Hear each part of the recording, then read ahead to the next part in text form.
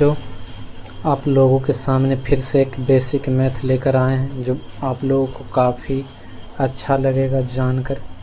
कैसे बनाते हैं देखिए, आपको बहुत पसंद आएगा। प्रश्न रहेगा पूरक कोण कैसे ज्ञात करें। पूरक कोण निकालने के लिए कहेगा तो कैसे निकालेंगे।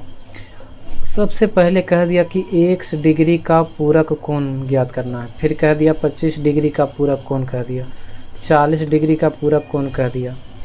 एक बार बताने के बाद आपको जितना डिग्री का भी पूरक कोण कहा जाएगा आप आसानी से निकाल देंगे।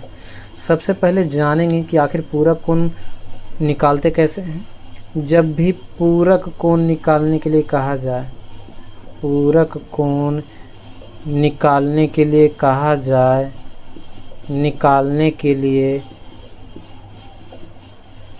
कहा जाए तो हम लोग 90 डिग्री माइनस x कहते हैं।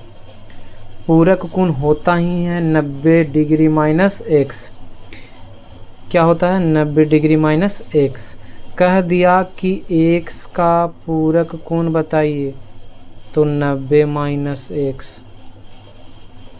फिर कह दिया 25 डिग्री का पूरक कोण यानी 90 डिग्री। x के जगह पर कितना बैठाएंगे 25 डिग्री, और 90 में से 25 गया कितना 65 डिग्री। अब कह दिया 40 डिग्री का पूरक कोण। पूरक कोण के लिए क्या पढ़े हम लोग 90 माइनस x डिग्री, तो 90 डिग्री में से कितना घटा देंगे 40 डिग्री, कितना बच जाएगा 50 डिग्री। यानी पूरक कोण निकालने के लिए कहेगा ना बाबू तो 90 माइनस क्या लिखते हैं x लिखते हैं। क्या लिखते हैं 90 माइनस x। अब थोड़ा सा हम पूरक कोण के बारे में पढ़ते हैं। पूरक कोण के लिए 90 माइनस x, समपूरक कोण के लिए 180 डिग्री माइनस x।